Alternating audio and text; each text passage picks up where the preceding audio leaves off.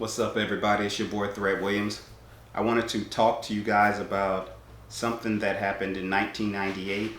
I was in Fort Polk, Louisiana, and in Jasper, Texas, there was a man named by the name of James Byrd Jr., who was drugged behind of a pickup truck by three men who offered him a ride. They picked James up, agreed to offer him a ride. He got in the truck. And somewhere along that route, they beat him up.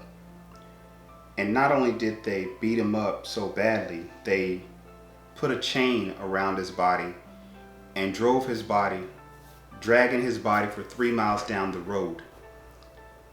Now, this wasn't like a concrete road or city road like we're used to. This was a dirt, piney road with rocks and all kind of debris in it. It's just a countryside road. If you ever lived in the country and you got them dirt roads, you know what I'm talking about. Now, during this ordeal, they drove at a speed where James was alive for almost 2 of those miles, and somewhere during those 2 miles, his head and arm had struck a culvert. In this culvert, because of the impact, it severed his head and his arm from his body. They then drove another mile down the road, dragging his body behind him. Now, this is in 1998. And then they got out of the truck, picked up his mutilated body, put it in the back of the truck, and drove to one specific point. And that specific point that they dropped his body off was a black cemetery. They wanted to make a point to all the African Americans in that area that, this is what's going to happen to you. Now, James was 48 years old when this happened, I believe. I believe it was 48 years old. And during the trial, the 3 men that was involved in this, they were found guilty. One of those men was given life in prison. One of them was already executed. And the main person behind this, I'm not even going to mention the guy's name. He is set to die this Wednesday.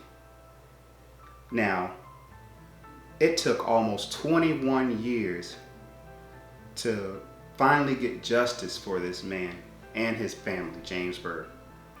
This Wednesday, this man is going to be put to death, and I hope it can bring some sort of peace to this man's family. From what I've read in the story in Jasper, Texas, that the racial tensions are very high there, was very high, and some people say are still very high there. The reason I say this is because there were some company executives that wanted to start building things in Jasper, Texas. And because of that racial issue that happened to James Byrd, a lot of them pulled out, and a lot of people in the community tried to convince them, or still trying to convince them to say, hey, we're not like that. Don't let this one incident, stop you guys from putting your company, because it was going to make like 300 jobs for the people in Jasper, Texas. Now, on the other hand, there are the African American community saying that this racial tensions are still there. Nothing's changed. There's 2 sides to all of this, So, but this man, he is set to die this Wednesday for the death of James Byrd. Now, you have to be pretty evil to do something like that to another human being. To literally show kindness or a false kindness to someone with the intention to hurt them. Now, Mr. Byrd accepted their offer. He may have thought, I could use a ride because I have a couple miles to go, before I get home, or wherever his destination was. But these men took it upon themselves to beat this man up, innocent man, chain his body up, and drag him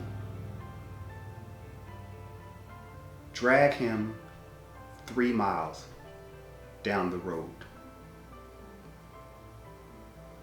You have to be an evil person There's nothing else I can think of that would cause someone to want to do this to another human being besides that they are just evil.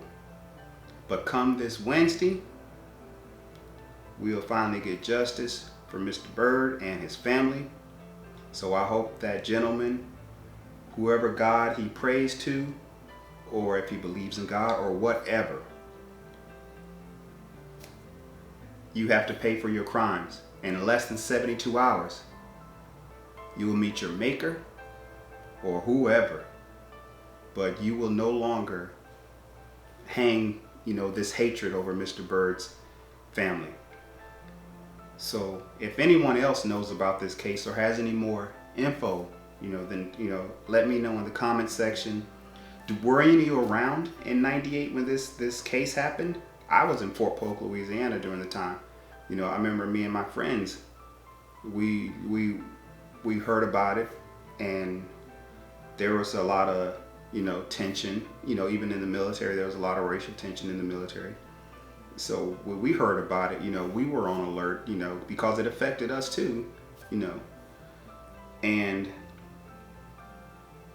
I just don't understand how people can do something so heinous and evil to another person, even way back in the day. I just don't understand it. It's just evil. It's just evil. That's all I can say. There is hatred. And I hope we as a society come together to somehow heal ourselves of all this hatred. But I truly believe that it's always going to be there. And it's up to us to fight it each and every day. Thank you. Y'all have a good day.